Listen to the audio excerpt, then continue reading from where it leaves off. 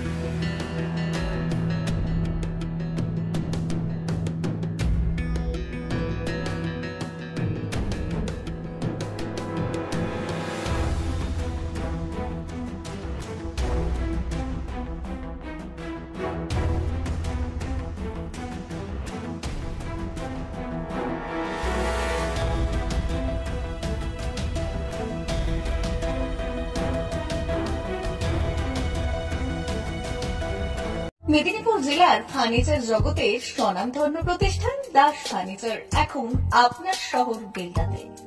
বিয়ে বাড়ি কিংবা বাড়ির সৌন্দর্য ফেরাতে আজই আসুন আমাদের মেগা শোরুমে।